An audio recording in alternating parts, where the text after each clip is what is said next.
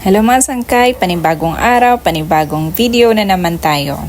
Ngayon nandito tayo sa pag-uumpisahan nating gawin at patayuan ng bahay.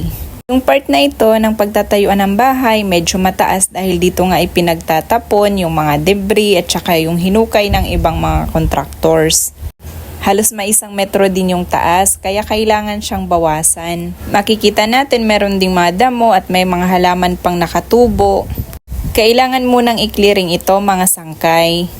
As per this area, meron tayong dalawang strategy. Una, gamitan natin ng manpower or mano-mano, yung pagtatanggal ng mga damo, pati na yung paghahakot ng mga excess na mga lupa para ma-achieve natin yung pantay na elevation.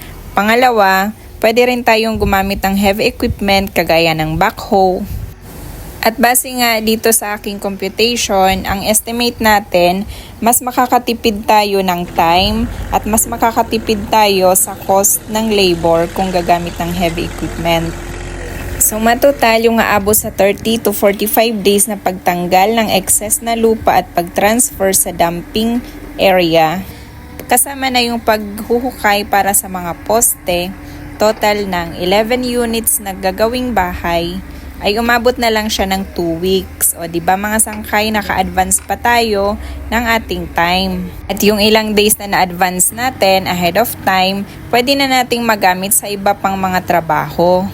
Although may mga cases naman na very applicable ang mano-mano, lalo na kung isa lang naman ang gagawin, dalawa. Pero sa ganitong cases kasi na maramihan ang paggawa kasi mga row house, higit 10 ang gagawin sabay-sabay, so mas maganda na lang at makakatipid talaga kung gagamit ng backhoe at heavy equipment. Gumamit din tayo ng dump truck na pagkakargahan ng mga excess na lupa para madala doon sa dumping area. Additional cost din yun na dapat bayaran pero at least ay nakasave din tayo ng energy at time.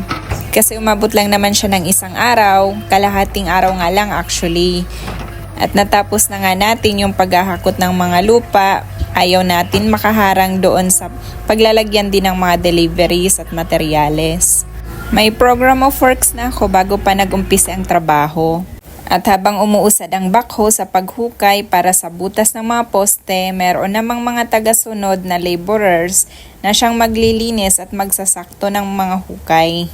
Kailangan kasing akma ang mga sukat nito sa mga parilyang ilalagay bilang mga pundasyon kapag natapos na rin yung mga nag-a-assemble ng mga steel bars para dito sa ating ilalagay na mga parilya sa pundasyon. Para mapabilis ang gawain, kailangan natin ang kombinasyon ng mga laborers at ang heavy equipment.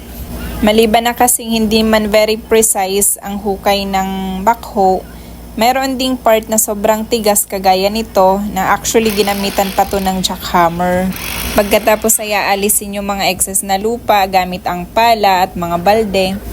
At pag okay na ang preparations, lahat ay nahukay na, ipapa-inspection na natin ito sa mga engineers.